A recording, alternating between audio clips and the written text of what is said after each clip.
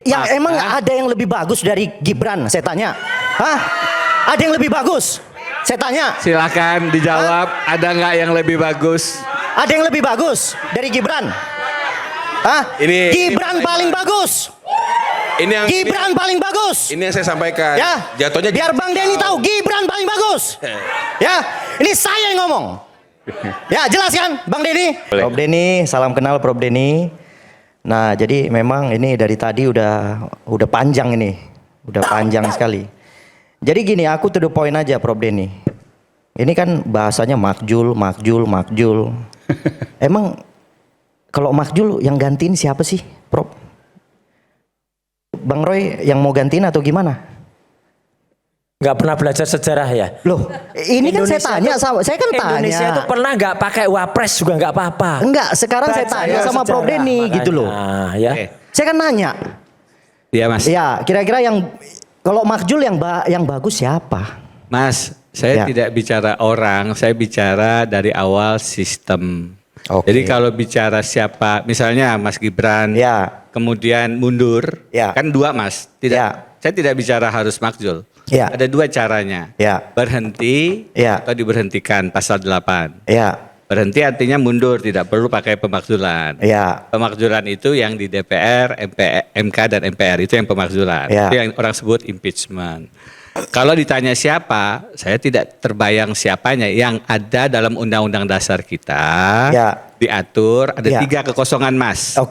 Satu, kalau presiden kosong, presiden naik menjadi presiden. 2, kalau wakil presiden kosong, presiden mengajukan 2 nama kepada MPR, 2 nama calon wakil presiden untuk dipilih.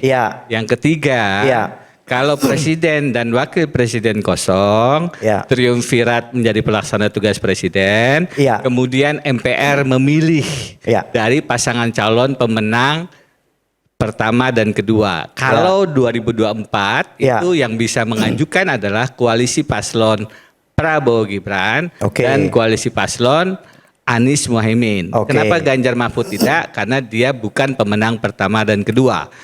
Jadi itu mekanismenya. Kalau siapa orangnya, saya tidak bicara figur. Yang saya sedang bangun bukan adalah membangun personal. Yang saya sedang soal adalah persoalan institusional kepemiluan kita yang dirusak dengan mengotak-atik aturan dalam hal putusan 90 maupun peraturan KPU 19/2023.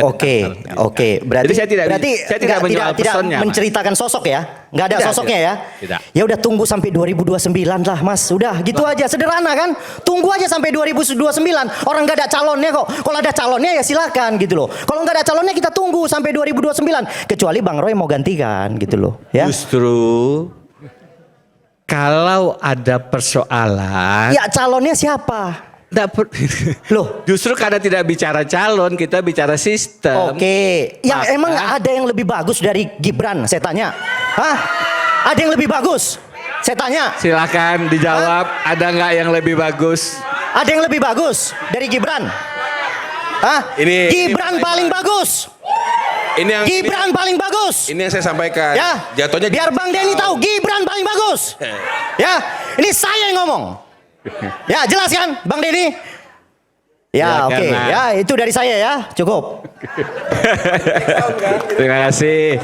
Ya sudah, ya kan Gibran udah paling bagus. Yang satu hal Mas. Silakan. Yang dirusak dari cara-cara kita berkontestasi dengan merubah aturan semacam ini adalah sistem meritokrasi. Ini siapa yang melakukan? Meritokrasi itu mengedepankan kapasitas integritas moral yang pertama. Yang kedua adalah kapasitas intelektual. Baru sebenarnya yang ketiga itu elektoral. Kita ini sekarang berada di level ini. Elektoral yang diutak-atik lewat survei, lewat kampanye, lewat uang. Pemenangan kita itu oleh uang, demokrasi kita dibajak oleh duitokrasi. Dan karenanya Mas Aiman ikut pemilu. Kita sudah tahu bagaimana kalau ingin menang sekarang harus dengan uang dan harus dengan cara-cara curang. Itu yang mau kita lawan. Kita ingin mengembalikan rakyat bersuara, semua pemilih mari kita kembalikan pemilu kita itu sebagai demokrasi. Dolat rakyat, bukan duitokrasi, dolat uang. Itu artinya apa? Artinya kembalikan meritokrasi sebagai ukuran pemimpin kita. Meritokrasi itu paling atas integritas moral, nomor 2 kapasitas intelektual, elektoral itu bisa diotak-atik oleh para buzzer dan para surveyor itu. Itu yang harus kita camkan. Jadi ke depan jangan nunggu sampai pemilu 2029, kita di 2024 tidak ingin memilih calon, dia jadi calon. Karena kita kemudian tidak melakukan perlawanan yang cukup. Jadi perbaikan itu harus dilakukan sedini mungkin. Bukan dengan menunggu dan akhirnya dijebak lagi dengan politik uang dan politik curang. Oke. Ada yang disampaikan, mungkin ada sini ada militan Gibran ya? Hadir. Hadir. Inilah kita. Oh. Saya ketua umumnya. Oke. Kenapa kita hadir di sini? Oke. Gantiin Mas Ade deh. Oke, silakan. Ya, karena Mas Ade kan nggak ada nih. Ya, saya katakan itu. Terima kasih, Mas Iman. Mas Roy yang ganteng. Sabar. Enggak, wajahnya ada di flyer enggak? Waduh. Wajahnya Aswan tadi ada di flyer enggak? Kita ingin memberikan. Bukan, kalau enggak ada kok ya enggak malu. Kok enggak malu ya? Kami ini Jadi penyelundup datang, enggak disuruh ngomong-ngomong. Untuk membela wajahnya enggak diundang aja wakil datang. Aduh, presiden kita, Mas kualitas Gibran. orang-orangnya Gibran kayak gini nih. Ya, udahlah. Tadi. Udahlah. Kalau kita melihat ya apa yang terjadi. Udahlah. Mas Anies, saya mau tanya tadi, kan ada beberapa tadi masuk Bu Mercy juga menyampaikan ada kejanggalan, bukan gosip ya. Siap. Ada kejanggalan yang menurut mereka temukan. Dan ini merupakan pertanyaan. Bung Andi Ya, menjawab sah-sah apa? saja kalau dia Pertanyaan-pertanyaan mengatakan ada kejanggalan itu. Kalau kita lihat ya, ini sudah ada produk hukumnya. Kalau kita bicara ya, karena yang diulang-ulang tadi MK 90 ya. Pada produk hukumnya sudah ada, yaitu presiden dan wakil presiden yang sudah dilantik 20 Oktober 2024. Dan itu tidak suatu hal yang mudah atau melawan dari yang namanya kaidah-kaidah hukum yang dijalankan sesuai dengan undang-undang PKPU. Itu jelas untuk itu. Jangan kita kembali setback untuk itu. Kalau kita melihat di sini, motivasinya paling utama adalah politik di sini. politik. Jelas. Kenapa? Mohon maaf, sebentar dulu Bang Denny. Motivasi Anda politik Enggak, bela Gibran. sebentar dulu aku bicara, kan diberi kesempatan. Yang sedang Bung bela Ade. Gibran, antum. Saya jelaskan dulu ya. Antum yang berpolitik. Saya jelaskan dulu. Kalau Bung Denny nggak berpolitik, Oke, nggak apa, nggak silakan, masalah. silakan. Ya. Apa motif politiknya? Satu, ya di sini kalau kita bicara dengan sasaran antaranya itu adalah ijazah Pak Jokowi yang dituduh asli, yang dituduh palsu padahal asli. Ya, ijazah asli Pak Jokowi yang dituduh palsu oleh mereka. Ijazah palsu yang dituduh Ya. asli udah. Jadi- Kata hati lu udah nggak bisa. Jadi rasa jawab. begini. Proses ini. Iya ngakuin kalau yang ijazahnya terjadi- palsu. Aswan barusan ngakuin ijazahnya palsu yang dituduh Ijazah asli Pak Jokowi yang dituduh Nggak palsu, bisa. Mas Roy. Nggak Ya. bisa. Anda Nggak tidak ada. bicara gitu. Oke, lanjut. Nggak ada Saya rekamannya lanjut ya. ada. Rekamannya ada Tadi udah. pertama, ya yang dia lakukan itu. Kemudian Nanti yang diviralkan di shot kedua ya. adalah Ijazah palsu yang dituduh bagaimana asli. mereka ini dengan sasaran utamanya adalah membuat kegaduhan dalam pemerintahan Prabowo Gibran. Sasaran utama. Tetapi apa? Sasaran paling utama sudah dijelaskan tadi. Ya, pemakzulan Wapres Gibran. Itu apa? Artinya mereka sudah pasti juga mempunyai jago untuk itu, ya. Tidak ingin sampai 2029. Kenapa? Kalau 2029 ini berpasangan, game over mereka itu semua. Ya, Maksudnya yang gimana? jelas Kalau 2029 berpasangan siapa? kalau Prabowo Gibran 2 Pasangan periode, kembali, oke. ya, game over mereka semua. Itu sudah jelas untuk kita bicara itu. Emang Maka emang Pak Prabowo berusaha mau sama Gibran lagi? menggunakan, Ini insinuasi, ini ngimpi menggunakan ini. yang dikatakan Ini ngimpi ini nih. adalah Emang Pak Prabowo mau sama Gibran bagaimana lagi? ijazah. Gak ada itu. Itu ijazah Pak Jokowi, ijazah Mas Gibran, dicari celah-celahnya itu untuk pembenaran apa yang dia katakan. Dan entry point yang dia lakukan untuk membuat kegaduhan itu. Ya, jadi aspeknya itu ada politik. Kalau kita tanya apa sih motivasinya lu bikin ini, katakanlah sayembara, Ya. Kan untuk atensi publik, biar rame nih, gaduh. Ya kan, bukan masalah ijazah Mas Gibran, tapi sayembaranya inilah ya yang merupakan triggernya sehingga Bung Denny jadi Mas Andi. Terlalu banyak ngomong nih si Aswan kalau ini. kita bicara tentang etika moralitas yang dikatakan itu, kita harus mengaca pada diri kita. Apakah kita moralnya sudah bagus, etika sudah bagus, apalagi 10 tahun di sana. Ya, Aswan ngaca tiba-tiba lah. bicara MK 90, di mana posisinya pada saat itu kan kalau kita bicara itu. Oke lah, kita skip untuk itu. Kita fokus dengan ijazah Mas Gibran itu. Jadi saya tetap berkeyakinan dan semua ya militan Gibran dan semua pendukung Mas Wapres Gibran ya, ini motif paling utama adalah motif politik. Karena ingat, Mas Gibran selalu turun ke lapangan. Ya, bagaimana ada suatu kegiatan-kegiatan sosial yang diminta oleh Pak Prabowo, ya, dia turun. Sudah 180 titik selama 2 tahun ini. Kemarin kita lihat begitu tanggap untuk ke NTT, membantu saudara-saudara kita yang kena bencana di NTT. Beliau hadir di sana dan di-endorse langsung oleh Pak Prabowo sebagai presiden. Bagi-bagi tugas yang nyata untuk itu. Kalau dikatakan apakah Mas Gibran hanya pelangga-pelongo, itu adalah bohong besar karena mata Anda telah tertutup, mata hati Anda telah tertutup dengan kebencian-kebencian itu, dengan asumsi-asumsi yang dibangun untuk apa? Mempengaruhi publik ya, bahwasanya ini mereka ingin 2026 ini terjadi yang namanya dikatakan pemakzulan oleh mereka untuk apa? Endingnya 2029. Tapi kami semua militan Gibran Nusantara dan seluruh masyarakat Indonesia akan melawan hal itu yang tidak konstitusi seperti itu. Oke, baik. Merdeka! Apa?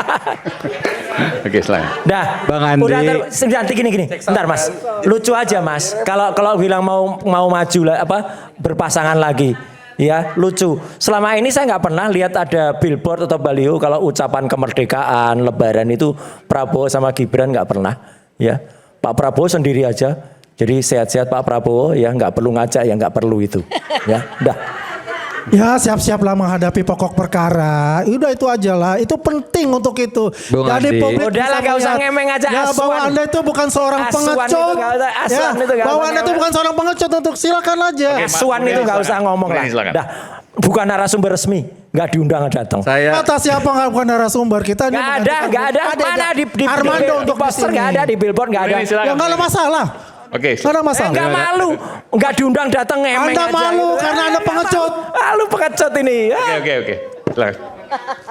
kembali Aswan. ke tujuan kita ya, Mas Andi. Kalau bicara motif, Gak usah pakai anding, namanya di KTP nggak ada andinya Mas. Saya Aswan mau aja. disebut politik, motif, mau apa silahkan Mas.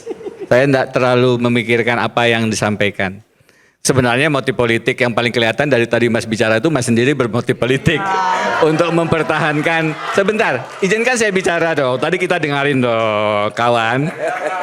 Sebenarnya kan dari tadi Anda bicara mau mempertahankan itu kan motif politik. Jadi tolong tunjuk ke diri sendiri dulu. Bicara misalnya lagi, ini pembenci, ada yang pemuja loh. Apapun kata dia dipuja loh. Jadi sudahlah. Jadi jangan kemudian mengatakan sesuatu tidak sadar bahwa sedang melakukan hal yang dikatakan. Tapi poinnya begini, kembali ke inti masalah. Dari awal masalah ini sederhana, tidak rumit bin sulit. Silahkan Mas tunjukkan ijazah yang menunjukkan beliau SLTA di luar negeri, apapun, mau sertifikat, mau ijazah, mau diploma. Itu saja yang saya minta. Ya kan? Nggak sulit dong mestinya. Kembali ke situ saja. Nah, kalau dikatakan sayembara bikin ribut, yang bikin ribut adalah, ini bisa sejam selesai kemarin Mas tanggal 9 Agustus. Selesai sejam. Oh Mas Denny, saya ada kok. Ini loh. Ini 11, hampir 15 hari itu, karena tidak ada, tidak even satu peserta. Sampai sekarang itu ada yang ngomong, saya mau jadi peserta. Mau jadi, tapi enggak ada yang bisa menunjukkan ijazah.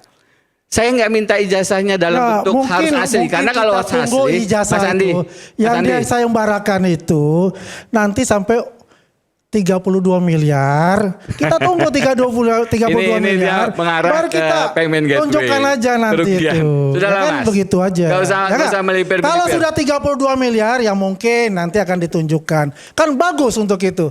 Ya, kita kembalikan kepada masyarakat untuk digunakan. Orang Kan yang bagus. nggak jelas ini. Ini sekaligus forum klarifikasi Mas Andi, Mas Aiman.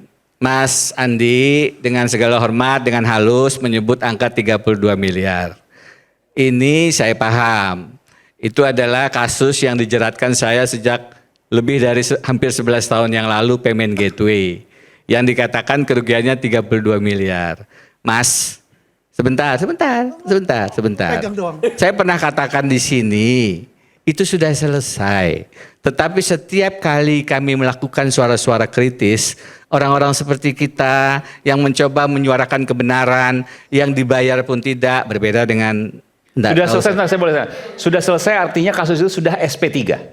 Sudah di SP3. Tunjukkan SP3-nya kalau ada, karena kita tidak mendapatkan itu. Nanti ditunjukkan. Terus Nanti kita terang. tunjukkan. Bentar, tadi Bung Denny Saya sudah sempat tunjukkan ke menunjukkan Mas ke saya Aiman. dan saya membaca itu benar. Ya tunjukkan aja, upload aja Mas. itu sudah SP3. Jadi Saya jadi nggak mau- Ini legal semuanya- standingnya apa? Ini Udah. lagi-lagi orang ini nggak Untuk pernah itu. punya legal standing. Mas, main-main kita aja. bicara ini juga bicara tentang publik. Tentang yang publik untuk itu. bersuara Bukan. Cuma kritis. gini, Mas Denny, saya juga harus adil juga. Kalau Anda minta tunjukkan Mas Gibran, maka juga Anda harus menunjukkan SP3-nya. Ya, nanti saya tunjukkan. Ya betul dong. Mas, kami yang sudah melakukan langkah-langkah advokasi publik semacam ini, kasus saya itu kami menolak Budi Gunawan jadi Kapolri. Saya, Abraham Samad, Bambang Wijayanto, Novel Baswedan ditersangkakan 10,5 tahun.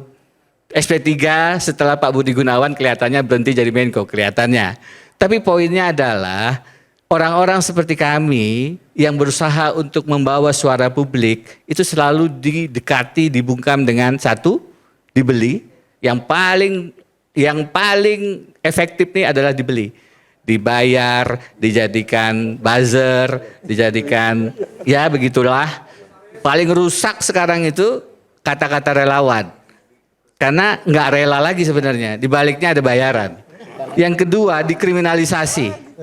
Dikriminalisasi dengan kasus, dan saya mengalami itu hampir 10,5 tahun. Yang ketiga, ini yang paling pengecut negara, dihabisi.